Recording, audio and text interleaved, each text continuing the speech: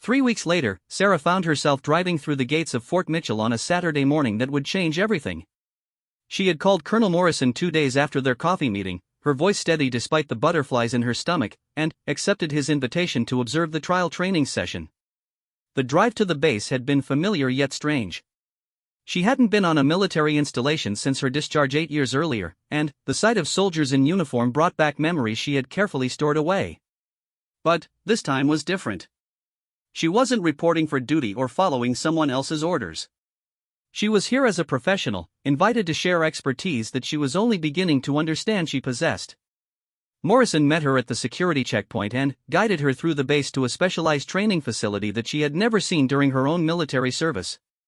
The building was modern, purpose-built for advanced marksmanship training, with classrooms equipped with ballistic simulators and an indoor range that could replicate various environmental conditions.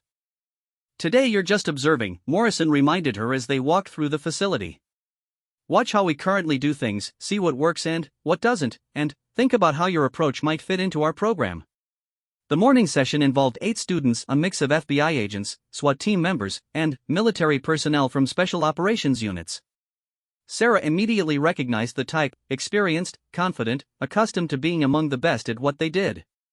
These were not beginners seeking basic instruction. They were professionals looking to elevate their skills to an extraordinary level. The existing instructor, a former Marine sniper named Rodriguez, was clearly competent and knowledgeable. His technical instruction was solid, and his students responded well to his teaching style. But, as Sarah watched the training session unfold, she began to see limitations in the approach.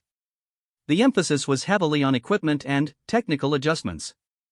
Students spent significant time learning about ballistic coefficients, atmospheric conditions, and scope adjustments. While this knowledge was important, Sarah noticed that the mental aspects of precision shooting received less attention. The students were being taught to calculate perfect shots, but not necessarily how to execute them under pressure. During a break in instruction, Morrison approached her. "What do you think?" Sarah chose her words carefully. "The technical instruction is excellent. Rodriguez knows his material, and the students are learning. But I wonder if there's too much emphasis on the science and not enough on the art." "Explain that." Sarah watched as the students clustered around their rifles, making scope adjustments and comparing notes. They're learning to think their way through perfect shots, which is valuable. But, in real situations, they won't have time for extensive calculations. They'll need to develop intuitive understanding of their equipment and their own capabilities. The best shooting happens when technique becomes unconscious. Morrison nodded thoughtfully. "How would you approach it differently?" Before Sarah could answer, Rodriguez called the group back to the line for the afternoon shooting session. The students would be engaging targets at varying distances under time pressure, simulating some of the stress they might encounter in operational environments. What Sarah observed during this exercise confirmed her suspicions about the limitations of the current approach. The students performed reasonably well when they had time to calculate and adjust, but their accuracy degraded significantly when forced to make quick decisions. Several of them struggled with shots that should have been routine for marksmen of their caliber. After one particularly difficult sequence, she overheard 2 FBI agents discussing their frustration. They were competent shooters, but they felt that the training wasn't bridging the gap between technical knowledge and operational reality. They needed to develop confidence in their instinctive shooting abilities, not just their analytical skills. During the lunch break, Morrison invited Sarah to address the group informally. She felt the familiar anxiety of being the center of attention, but she also recognized an opportunity to share insights that might be valuable. "I'd like to try something different this afternoon," she said, addressing the assembled students. "Instead of focusing on calculations and adjustments, I want to talk about developing trust in your natural abilities." She moved to the firing line and chambered a single round in her rifle. Without using a spotting scope or making any visible adjustments, she fired at a target 400 yards downrange. Through the spotting scope, the group could see that her bullet had struck the center of the bullseye. "I didn't calculate that shot," Sarah explained. "I've fired enough rounds through this rifle that I know how it behaves. I felt the wind, adjusted my point of aim instinctively, and trusted my fundamentals. That's what you need to develop for operational shooting, the ability to make precise shots without conscious calculation." She spent the next hour working with individual students, focusing not on their equipment but on their shooting process. Instead of discussing ballistic coefficients, she talked about breathing patterns and natural points of aim. Rather than encouraging them to make scope adjustments, she helped them understand how to hold for wind and distance using their reticles. The improvement was immediate and dramatic. Students who had been struggling with time pressure shots began connecting with targets that had seemed beyond their reach. More importantly, their confidence was growing with each successful shot. Agent Jennifer Walsh, a hostage rescue team member who had been particularly frustrated during the morning session, managed to put 3 consecutive shots into a 6-inch circle at 500 yards using nothing but holdover estimates and wind reading. "I can't believe I just did that," she said, examining her target through binoculars. "I've been overcomplicating everything." As the afternoon progressed, Sarah found herself naturally falling into the role of instructor. Her initial nervousness faded as she focused on helping each student overcome their individual challenges. She discovered that teaching came more naturally than she had expected, particularly when she could demonstrate rather than just explain. "You have a gift for this," Rodriguez told her privately during a break. "These students are responding to your approach in ways I haven't seen before. You're making them better shooters, but, more importantly, you're making them more confident." By the end of the day, the transformation in the group was evident. Students who had arrived feeling intimidated by the precision requirements were leaving with genuine excitement about their capabilities. They had experienced firsthand that extraordinary accuracy was within their reach if they could trust their training and their instincts. Morrison was equally impressed. "I've been watching law enforcement training for 15 years, he told Sarah as they debriefed after the students left. "What I saw this afternoon was something special. You managed to take experienced professionals and elevate their performance in a single session. That's exactly what this program needs." Sarah felt a mixture of pride and surprise at the day's success. She had discovered capability she didn't know she possessed, not just the ability to teach, but the capacity to inspire confidence in others. The quiet woman who had spent years hiding her abilities had found that sharing them was more rewarding than she could have imagined. "So," Morrison said with a smile, "are you interested in making this official?" The offer was more substantial than Sarah had expected. Morrison wanted her to develop curriculum for the program and serve as lead instructor for precision shooting. The position would be part-time initially, allowing her to maintain her accounting job, but with the potential to expand into a full-time role as the program grew. More importantly, the work would involve training personnel from agencies across the country. Sarah would be helping to prepare professionals who might someday face situations where civilian lives depended on their marksmanship skills. It was the kind of meaningful work that she had never imagined would be available to someone with her background. "I need to think about this," Sarah said, though she could feel her excitement growing. "This is a big change from the life I've built." "Take all the time you need," Morrison replied. "But I hope you'll say yes. What we saw today proves that you have something unique to offer. There are people out there who need the kind of training you can provide." That evening, Sarah returned to her apartment with a changed perspective on her own capabilities and potential. The woman who had spent 3 years shooting anonymously at the local range had discovered that her skills could serve a purpose beyond personal satisfaction. She had found that teaching others was not only possible but deeply fulfilling. Over the following weeks, Sarah gradually restructured her life to accommodate her new role. She arranged with her employer to work 4 days a week, giving her time to develop training materials and conduct weekend classes. She upgraded her equipment, not out of vanity but because she recognized that her students deserved the best tools available for their training. The transition wasn't without challenges. Sarah had to overcome years of habitual anonymity and learn to be comfortable as the focus of attention. She had to develop confidence in her ability to prepare others for life and death situations. Most difficult of all, she had to accept that her exceptional abilities came with responsibilities that extended beyond her own satisfaction. But, with each training session, Sarah's confidence grew. She watched FBI agents improve their precision for hostage rescue scenarios. She helped SWAT team members develop the skills they needed for urban operations. She prepared military personnel for deployments where precision shooting could mean the difference between mission success and civilian casualties. 6 months after that first observation day, Sarah received a letter from Agent Walsh, who had used the training to successfully resolve a hostage situation with a single, precisely placed shot that disabled an armed subject without causing fatal injury. The letter thanked Sarah for training that had saved lives and changed the outcome of what could have been a tragedy. Sarah kept that letter in her range bag, along with similar communications from other students. They served as reminders that her decision to step out of the shadows had consequences that extended far beyond her own life. The quiet woman who had once believed that her only role was to blend into the background had discovered that some abilities are too valuable to keep hidden. The shooting range where it all began was still part of Sarah's weekly routine, but now other shooters approached her with questions and requests for advice.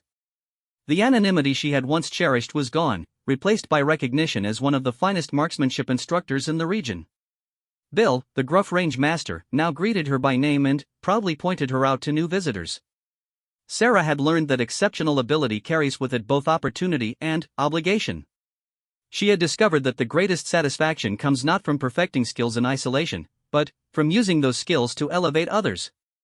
The woman who had spent years noticed by no one had become someone whose influence would ripple through law enforcement and military communities for decades to come. As she settled into her shooting position on a sunny Saturday afternoon, Sarah reflected on the unexpected path that had brought her to this point. Colonel Morrison's recognition had changed everything, but the change had been possible only because she had found the courage to embrace possibilities she had never previously considered. The targets downrange were the same ones she had been shooting for years, but now each shot carried different meaning. She was no longer just practicing for her own satisfaction. She was maintaining skills that would be passed on to others, skills that might someday save lives in ways she would never fully know. The quiet woman who had once shot unnoticed had found her true calling in helping others discover their own hidden potential. Monday morning arrived like any other for Sarah Martinez. She sat at her desk in the accounting firm of Henderson & Associates, reviewing quarterly reports and reconciling numbers that never seemed to balance perfectly on the first try. The fluorescent lights hummed overhead, and the constant tap-tap-tapping of keyboards created a rhythmic background noise that had become the soundtrack of her professional life. Her phone rang at exactly 10:47 a.m. Sarah glanced at the caller ID but didn't recognize the number. She almost let it go to voicemail, but something made her pick up the receiver. Sarah Martinez speaking. Miss Martinez, this is Colonel James Morrison, United States Army. I was wondering if you might have a few minutes to speak with me about a matter of mutual interest. Sarah's blood went cold. Her mind immediately raced through possibilities. Had something happened to one of her veteran friends? Was there an issue with her military records? She had been out of the Army for 8 years, and the only contact she typically had with military personnel was through the Veterans Affairs Office. I'm sorry, Colonel, but I think you might have the wrong person. I'm just an accountant. Morrison's laugh was warm and genuine. Miss Martinez, I was at the shooting range this past Saturday. I had the opportunity to observe your marksmanship skills, and I was quite impressed. Would it be possible to meet for coffee this afternoon? I have a proposition that I think you might find interesting. Sarah's mouth went dry. Someone had been watching her shoot? She prided herself on maintaining a low profile, on blending into the background. The thought that she had been noticed, studied even, made her deeply uncomfortable.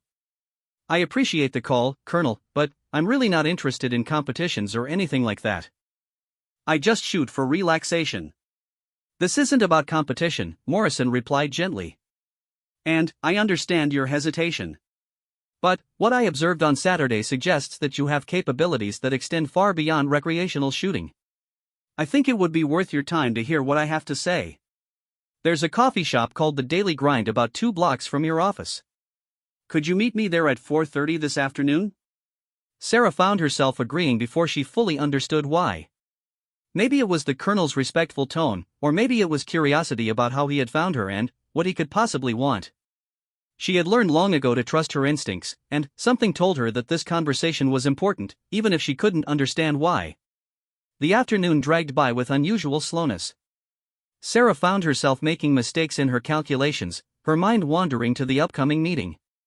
She had looked up Colonel Morrison online during her lunch break and found an impressive military record, multiple combat deployments, commendations for leadership under fire, and a reputation as someone who identified and developed exceptional talent within the military.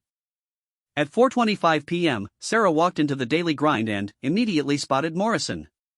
He was exactly what she expected: tall, gray-haired, with the unmistakable bearing of a career military officer.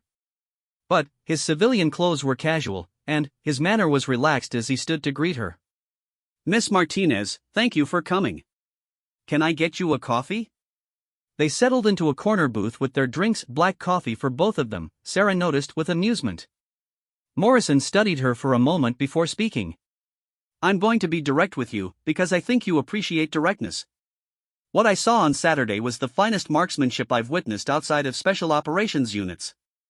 You were consistently placing rounds into groups that would qualify you for any sniper school in the world, using equipment that most people would consider inadequate, and you were doing it with a casualness that suggested this was routine for you. Sarah shifted uncomfortably. I've had good training, Colonel. My grandfather taught me, and the Army refined those skills. But I'm not special. I just practice good fundamentals. Morrison smiled. I've been in the military for 25 years, Miss Martinez. I've trained with some of the finest marksmen in the world. What you're doing isn't just good fundamentals. It's exceptional natural ability combined with training and practice in a way that creates something truly rare. He leaned forward slightly. I'm in the process of establishing a specialized training program at the base. We're working with federal law enforcement agencies to develop advanced marksmanship instruction for situations that require extreme precision. SWAT teams, FBI hostage rescue, counterterrorism units, these organizations need training that goes beyond what their normal programs provide. Sarah frowned. And, you want me to take this training? I want you to help provide it, Morrison said quietly. We need instructors who can demonstrate the kind of precision that these units require. More importantly, we need instructors who understand the mental aspects of shooting under pressure, who can teach others to maintain focus and accuracy when lives are on the line. The proposal hit Sarah like a physical blow. Teaching? Being responsible for training others? She had spent years perfecting her ability to remain invisible, to excel without drawing attention. The idea of standing in front of a classroom, of being responsible for the success or failure of others, was terrifying. Colonel, I appreciate the offer, but I'm not instructor material. I don't like being the center of attention, and I've never taught anyone to shoot. Morrison nodded thoughtfully. I understand your reluctance. But, consider this, you have a gift that could save lives. There are law enforcement officers out there who may someday face situations where the difference between success and failure, between life and death, comes down to one perfectly placed shot. Wouldn't you want them to have the best training possible? Over the next hour, Morrison painted a picture of a program that would be unlike anything Sarah had imagined. Small classes of experienced professionals who were already excellent marksmen but who needed to reach the next level. Training scenarios that replicated real-world conditions. A focus on mental preparation and decision-making under pressure. The position would be civilian, Morrison explained. You would maintain your current job if you wanted, and the training would happen on weekends and evenings. We're not talking about a full-time commitment, at least not initially. But we are talking about working with some of the most dedicated professionals in law enforcement and military special operations. Sarah found herself intrigued despite her reservations. The accounting work that paid her bills was stable and secure, but it had never truly engaged her. The thought of using her shooting skills for something meaningful was appealing, even if the prospect of teaching made her nervous. What exactly would this involve, she asked. Morrison outlined a program that would begin in 6 months. Sarah would work with 2 other instructors, both former military, to develop curriculum and training methods. The initial classes would be small, no more than 8 students at a time, and would focus on advanced precision shooting techniques. Students would be experienced marksmen from various agencies who needed specialized training for high-stakes situations. We're not trying to create snipers, Morrison clarified. We're trying to create professionals who can make precision shots in urban environments, in hostage situations, in circumstances where civilian lives hang in the balance. The margin for error in these situations is 0, and the training needs to reflect that reality. As the conversation progressed, Sarah learned more about Morrison's background and why he had been chosen to develop this program. He had spent time as a liaison with various federal agencies and had seen firsthand the limitations of existing training programs. Too often, he explained, agencies were forced to send their personnel to courses that didn't address their specific needs or that failed to prepare them for the psychological pressures they would face. The technical aspects of shooting can be taught to anyone with reasonable coordination and dedication, Morrison said. But the mental game, the ability to perform under extreme pressure, to make life and death decisions in seconds, to maintain focus when chaos is erupting around you, that's something different entirely. And that's where someone with your background and abilities becomes invaluable. Sarah realized that Morrison knew more about her military service than he had initially let on. He was aware of her deployment history, her training records, even her commendations. More importantly, he seemed to understand her personality and what would motivate her. "I'm not asking for an answer today," Morrison said as their conversation wound down. "But I am asking you to think about it seriously. We would start with a trial period, a single weekend training session where you could observe our current methods and see if this is something that interests you. No commitment beyond that initial exposure." Sarah walked back to her office with her mind spinning. The idea of using her skills for something beyond personal satisfaction was appealing, but the thought of stepping out of her comfort zone was daunting. She had built a life around predictability and anonymity, and this opportunity threatened to upend everything she thought she knew about herself.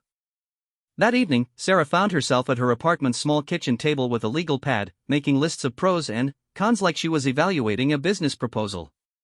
The rational part of her mind catalogued all the reasons to decline Morrison's offer. The risk of failure, the exposure, the responsibility for others' safety, all of these factors argued for maintaining her current life. But there was another voice in her head, quieter but more persistent. It was the voice of her grandfather, who had taught her that abilities came with responsibilities. It was the voice of her drill sergeants, who had pushed her to excel beyond what she thought possible. It was even the voice of her younger self, who had dreamed of making a difference in the world before life had taught her to keep her head down and blend in. As Sarah prepared for bed that night, she realized that Morrison's offer represented more than just a job opportunity. It was a chance to discover whether she was capable of more than she had allowed herself to believe. The quiet woman who had spent years invisible at the shooting range was being invited to step into the light, to find out what she might accomplish if she stopped hiding her abilities. The question was whether she had the courage to accept that invitation, and whether she was ready to discover what lay beyond the safe, predictable world she had created for herself. As she drifted off to sleep, Sarah's dreams were filled with targets and precision and the weight of responsibility that comes with exceptional ability. Sarah Martinez adjusted her worn baseball cap and pulled her safety glasses down over her eyes. The afternoon sun beat down mercilessly on the outdoor shooting range, creating waves of heat that danced above the concrete. She had been coming to the same range for 3 years now, every Saturday at exactly 2 o'clock, and still nobody really knew her name. The other shooters barely acknowledged her presence. She was just another face in the crowd, a quiet woman in her 30s who drove an old Honda Civic and carried her rifle in a battered canvas case that had seen better days. While the other regulars gathered in groups, sharing stories about their latest purchases and comparing expensive scopes, Sarah quietly set up her equipment at the far end of the line. Her rifle wasn't anything special to look at. It was a standard Remington 700 that she had bought secondhand 5 years ago when she first started shooting. The stock was scratched, the bluing was worn in places, and the scope was a basic 4-12X model that cost less than what some of the other shooters spent on their spotting scopes. But Sarah had learned every quirk of that rifle, every subtle characteristic that made it unique. She had grown up on a small ranch in Texas where shooting was as natural as breathing. Her grandfather had taught her when she was 8 years old, starting with a .22 rifle that was almost as tall as she was. He had been a veteran of World War II, a quiet man who believed that if you were going to do something, you should do it right. Those lessons had stuck with her long after his passing.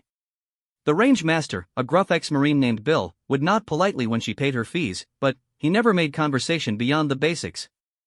The other shooters would glance her way occasionally, noting how she shot slowly and methodically, but they assumed she was just another weekend hobbyist trying to improve her groups. What they didn't notice was that Sarah never missed. Not ever. She would set up her targets at 100 yards, then 200, then 300, working her way back with a patience that most of the other shooters lacked. While they would fire rapid strings of shots, adjusting their scopes between each group and cursing when their bullets scattered across the target, Sarah would take her time. She would study the wind flags, feel the breeze on her face, and calculate the exact adjustments needed for the conditions. Her shooting routine was like a meditation. She would load one round at a time, settle into her position behind the rifle, control her breathing, and squeeze the trigger with the same smooth motion every time. The rifle would recoil against her shoulder, and, when the smoke cleared, there would be another hole exactly where she intended it to be. The other shooters were too busy with their own guns to notice that Sarah's targets looked different when she packed up to leave. They didn't see that her bullet holes were clustered so tightly together that they often looked like single ragged holes rather than groups of separate shots. They were focused on their own struggles with wind calls and elevation adjustments, trying to get their expensive equipment to perform the way the advertisements promised. Sarah had learned long ago not to draw attention to herself. Growing up as one of the few Hispanic kids in her small Texas town had taught her the value of blending in. She had excelled in school, but quietly. She had been an exceptional athlete, but she preferred individual sports where she could compete against herself rather than seeking the spotlight.